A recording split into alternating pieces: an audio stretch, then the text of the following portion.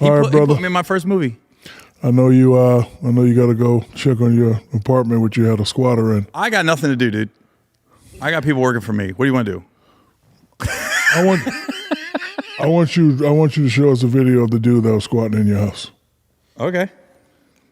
You know Tony? Do you know Tony? Here it is right here. Yeah, they definitely in here squatting. And I put my gun in the car too. Hey, this real Atlanta, man. We got squatters in here. So I'm pretty sure a lot's gone down on that mattress. Right there. Yep. There's a lot of back page. Only in Atlanta, man. Only in Atlanta. You find these houses, you never know what you're gonna get. We showed up just thinking we was gonna walk through the house. They were going to walk me through how they're gonna knock down these walls, reconstruct the whole house, and there's people living here. We don't know where they're at. They could be right behind you right now, cameraman. Look behind that sheet. Oh shit. Yep. But they're gonna come home one day and this building's gonna be gone because we're knocking it all down. So hope they enjoy it. But they got toilet paper, so they wipe. Yeah, and a little prayer book. And a prayer book. This is the best. The squatters have a journal and a prayer book. Let's see what she wrote.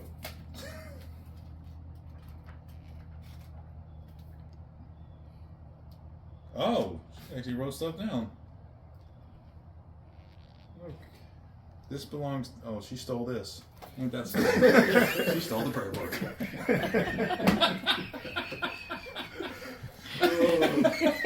I can say I know. That's a little kid. She stole from a little kid.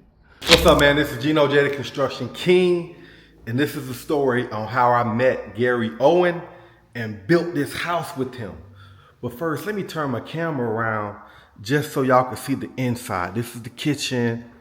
You know, we're getting ready to stage it for Airbnb. This is the fireplace wall. It's really a dope house.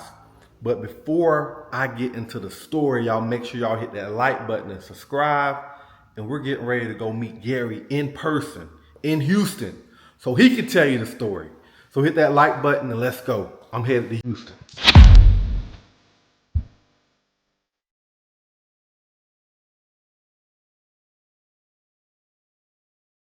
I'm Gary Owen.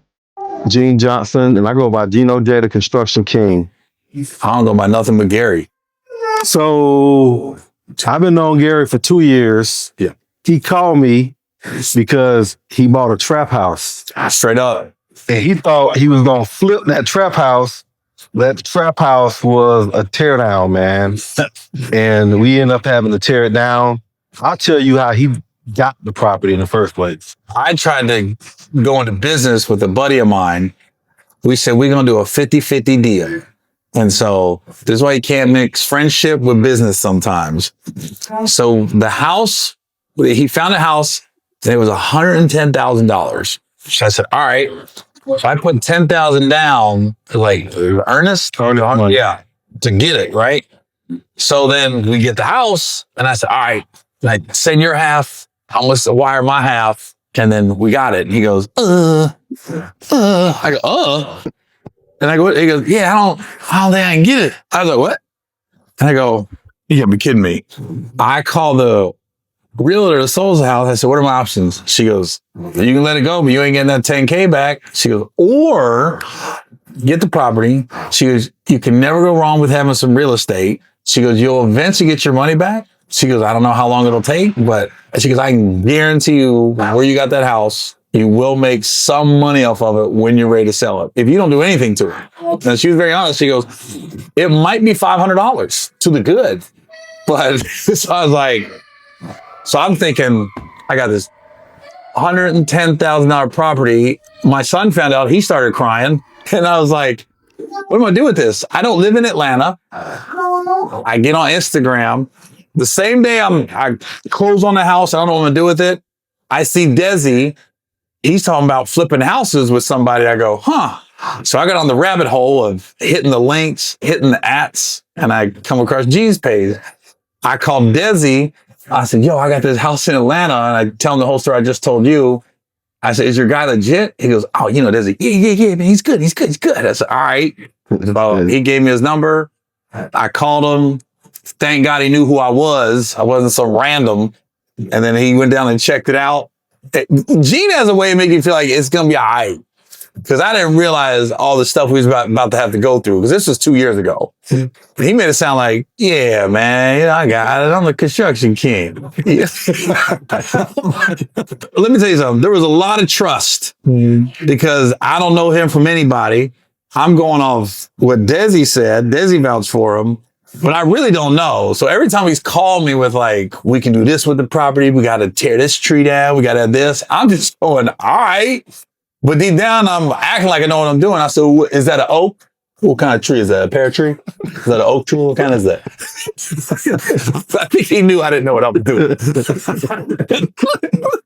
So that's how it started. We got tough skin in Atlanta, man, because we've dealt with dead bodies. We dealt with break-ins. And I tried to prep him to understand what he was dealing with. And lo and behold, the first day he came to Atlanta to see the trap house, we had a squatter inside, man. Man, you the squatter? You live in here? Nah, my man who had the house, he they put my stuff in though. I wasn't squatting. I stay here every counter. Well, how you got your stuff in our house? You know Tony? Nah, we don't know Tony. Oh, well, he the one who gave me the key to the door. Let me put the stuff in there. Man, nah, nobody should have this key, man. Oh, I didn't know. He gave me Okay. I remember Gary and his friend Brad standing at the front door with fear on their face, like, I don't know what I got myself into. No, it wasn't that. It was one of you had a knife and the other person had a pistol. And I go, oh, is this normal? It's like, what's going on here? All right, I'm excited. I got my first flip house. Wait till you see it though. Listen, shit now. Man, the trap house is coming down.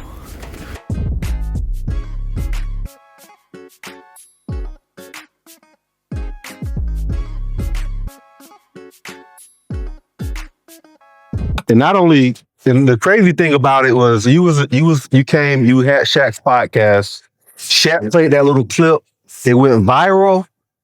And unfortunately for my demo guy, man, Tony cut his damn Bobcat wires. Oh, really? Yeah. And I don't know what a bobcat wire is. And I was going to act like I knew what he was talking about. Like, the bobcat wire? Yeah, he cut all them. He should have cut that Cougar wire. Yeah, he cut all them. I cut them off a long time ago. We had a lot of shit happen at the house. Yeah. We had windows busted out. We had the fucking copper stolen. The electrical was stolen. What was going through your head? I can't wait for this is what I kept thinking. I can't wait for the phone call. We out. That's the phone call I was waiting on. Bruh, this is more trouble than it's worth. So every time you would tell me something happened, I'm quiet on the phone like, this is about to be over. I'm about to be on my own. And then Gene was like, yeah, they stole the copper, man. And he'd be like this, but that's Atlanta. But he was very clear, like, this is why I don't do a lot within the city. We got to deal with too many permits, too many chefs in the kitchen. He goes, and it's just, because I stay in the suburbs. So I was like this.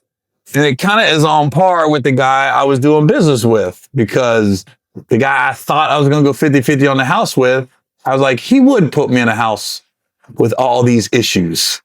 and it wasn't, and when you say $110,000, some people, they're like, oh, and I don't want to downplay it, but it wasn't my last 110. So my thing is, even if she was to say I'm out, I would just, like I said, I'd probably just end up putting up for sale as is and see what happens. I might get 111,000. Yeah. Be like, well, that was $1,000 over the course of 2 years. That's $500 a year I made off that house. So I know you said you had, I guess in the past, your ex-wife used to flip houses. Yeah. Have you actually flipped a house, or is this your first official flip? It's the first official flip where I owned the house outright. I guess I did with my ex, but I didn't really have any knowledge of it. The only experience I had where I was hands-on was back in 2006 when the bottom fell out of the market. We bought a townhouse and that thing took like a year and a half because the market went down. But I was hands-on and everything with that. Like I was actually in there painting. Oh shoot. And putting stuff up and everything. So that was the only one that I was hands-on. Man, you did a lot more than me. I don't do nothing. I do light bulbs and doorknobs. That's it. Yeah. No, we had me and my Aunt Rita. Oh shit. Here's the crazy part about that flip in Cincinnati. It took forever to sell it. At one point I went to a Lexus dealership to get a car. The lady that sold me my car was the one that bought it.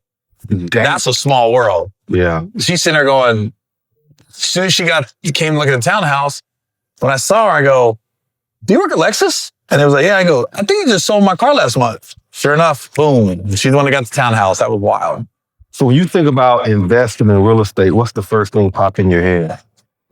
The one thing I've learned, everything I've read about finances, and my thing was, after my divorce, I finally was in complete control of my money.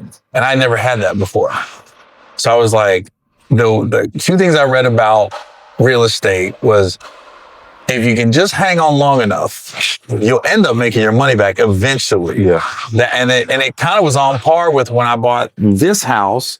The literally real estate lady said, like, even if you do nothing to it, if you're patient, you'll end up making your money back. You can just let it sit.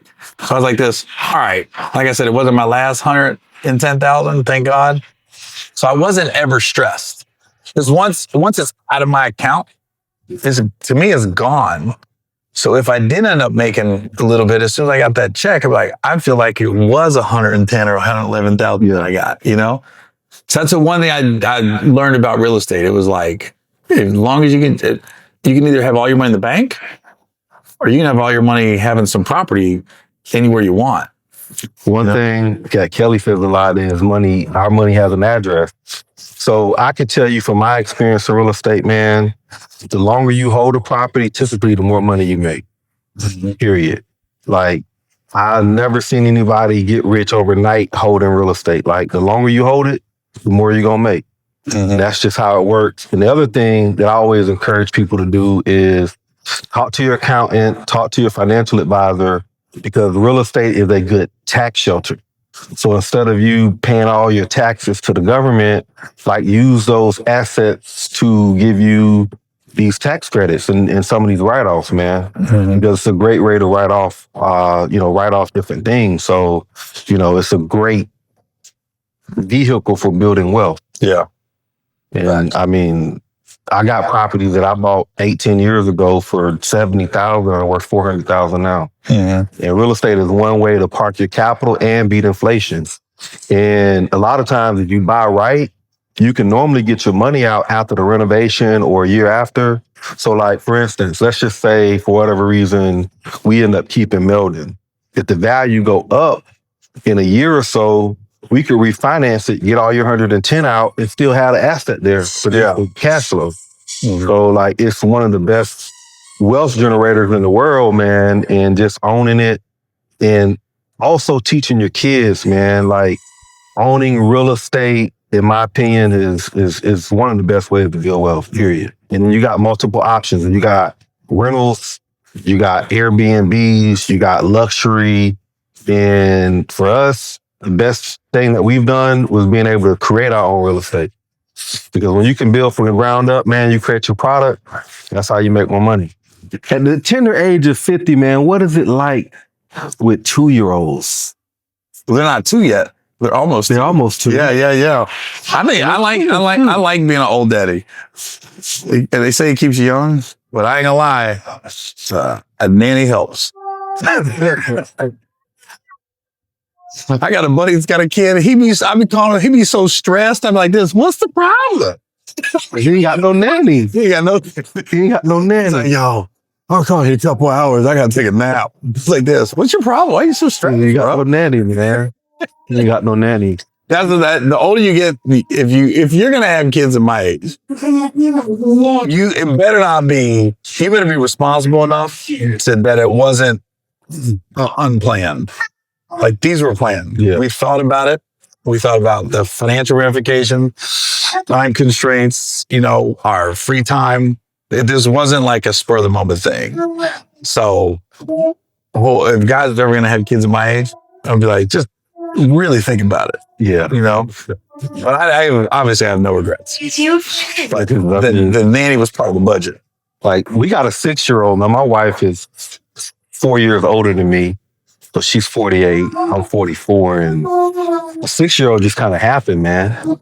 We're glad she's here. Yeah. But sometimes I'm like, damn, man, the hell we was thinking. It's a lot of work. I love her, but man, it's a lot of work. Because like our 6-year-old will put us to sleep. Like on the weekends, man, shoot. If I tell her to go to bed like 10 times, it'd be 10:30. I'm sleeping. I wake up 1 o'clock in the morning, man, she's still walking around the house. You gotta realize, not only did I have a nanny, I moved her mother in. I got like 2 nannies. Smart man. You know what I'm saying? Smart man. So I'm like this. So real estate, comedy, anything other than those 2 things you're investing in? Yeah. I got an investment in a restaurant called Toca Madera, which is out here in Houston. So I'm one of the investors in that. And then I got a couple other investors that haven't gone public yet. You know what I mean? Yeah. So I got a couple of them. So I got that's the one good thing. Like I'm really right now, I'm happy with my portfolio. Yeah.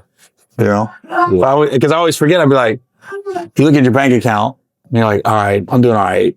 And then you're like, wait a minute, I got 2 investments in Atlanta right now. Yep. I go, so I start adding it up, what I got invested in Atlanta, put it in, and I'm like, oh, all right, I'm doing all right. Yeah. I'm doing all right. You know what I mean? How do you find out about opportunities like that? Is it always inside or buddy of a buddy? Yeah, it's nepotism. When I lived in California, my neighbor, I literally told him, it's no different than I called the guy I was trying to invest in the house in. I knew he was heavy in the stock market. I knew he was heavy in that world. So I literally called him. I was like, yo, if anything comes on the pike you think would fit my brand or I'd be interested in, let me know. So he called me and this came across my plate. And I was like, oh. So I bought into 2 of them, and I already know that when you do stuff like that, the more you put in, the bigger the payoff if it goes public. But also, you're rolling the dice. Yeah. You know what I mean? You might be. It's just almost like real estate. You could be sitting there for years before that thing happens. So I was like, he brought it to me again. Whatever I'm investing, it's not my last. I always think about Mel Gibson when he did Passion of the Christ. And he financed the whole movie himself. And it was like something like $40 million. And I was like, dude, you put $40 million, your own money. He goes, it wasn't my last $40 million. But yes. But if it hit, it hit. If it hits, it really hits. Yeah. You know what I mean? If I would have made a dime on that movie, I'd still been all right. Yeah. You know what I mean? And that's how I look with my investments. I'm like, I'm not going to put the amount of money out there that's going to change my lifestyle, or I was like, I need this to pay off now. Yeah. Because if that house in Atlanta, if that was my last 110, and I'm thinking, oh, I need this right now, I'd have been screwed. Yeah. You know what I mean? And that's a smart way to look at it, man. Anytime you're investing in something, you hope for the best, but it's always a possibility that shit may not pan out. Mm-hmm. One thing I like about real estate, though, because I've had some stuff in the stocks, one thing I like about real estate is that it's a tangible asset. So if it don't sell, you can rent it, you can Airbnb it, and you just let time heal everything. Because I've never lost a property that I've held for a long time. I've built properties that I couldn't sell because the market changed, and only focus on the product. At the end of the day, if I build a nice house, I can't worry about what the market's doing. I can't worry about what tariffs doing. I can't worry about that. If we're able to sell it, great. If not, then we refinance it and hold it. But then what happens is you look back and be like, damn, 1, we saved on taxes, and then 2, shit, we'll make a lot more money long term. So when you're not putting all your eggs in one basket, or you're not, investing money that you need back real quick, you always gonna do better no matter what the investment is. That's the one that I did read about real estate. I never saw nobody being like, this is what you never see in real estate. You never see a guy with multiple properties talking about I'm broke. Yeah. You might see a guy with one property, but when you got multiple, none of those guys are like, bro, I got nothing left. Yeah. I got 18 houses and I got no money. Yeah. I've never heard that said. And the thing about real estate too is when that equity goes up, like I got stuff like the equity goes up, you can borrow or do like a HELOC or refinance it, but you don't pay taxes on borrowed money. Yeah, you taught me that. Yeah, so I know. Yeah, you told me that. Don't use your own money. Don't use your own money. Yeah. Don't use your own money. I didn't know. It was the blind leading the blind on that. Yeah, house. now you know. Now you know. I'll never forget that phone call as long as I live. Hey man, send your half. I go, hold on. In the history of real estate deals, man, never ended well. If it would have been anybody other than like you or Desi or like a close friend, I wouldn't have done that house, man. Yeah, because I already knew what was gonna happen in that area. I would not have done it, but like I'm very like right now in my life, man. I'm very intentional on relationships because relationships are like good relationships are resources. Mm-hmm. You get other opportunities through relationships. So I'm very intentional on relationships. Yeah. And I was like, man, this is a good opportunity to expand what we're doing, get more eyeballs on what we're doing, and it kind of goes back to come out of it. When you were at Shaq's house. Yeah. That's exactly. FaceTime me. Exactly. And like that might not pan out to nothing until 5 years from now. Yeah. But if I know my relationship with Shaq is like, if I say he's cool, he's gonna believe me. You know what I mean? So I mean that nothing might not come of it, but something might. You know what I mean? Because I know if he asks me, I'm like, yeah, he's good. You know what I mean? Try to do what I said I'm gonna do, man. Yep. We're wrapping up, man. What was when you walked in, because you didn't see Meldon the entire project outside of some pictures. Nah. You talking about the final when I walked in last time? Because that was the first time you seen it in person. Yeah. I said like the house we're in now. This is my house. We built this from the ground up. And as soon as I walked in the house in Meldon, it looked like just a slightly smaller version than my house. I was like, man, everything's just the wood panels, like everything. I was looking at. I was telling you this. I go, I feel like the house I live in. You know what I mean? So I was so taken back, like I couldn't see it when you guys said we're going to tear it down and build up. And even when you showed me the renderings, I'm like, I just couldn't picture a lot. Yeah. And then I walked up, I go, dang. And then the pictures we got made it pop even more. From the outside looking at it, I was like, yeah. I was really blown away. Like I was really blown away. Like whoever gets that house is going to, I mean, they're getting a beautiful house in a neighborhood that's, you can see it's starting to change. Oh yeah. You know, it almost reminds me of those neighborhoods like in like 5 years the neighborhood is going to be real nice and there's going to be that one person that they're just, you got to get out. That one house, like this don't fit the neighborhood. Yeah.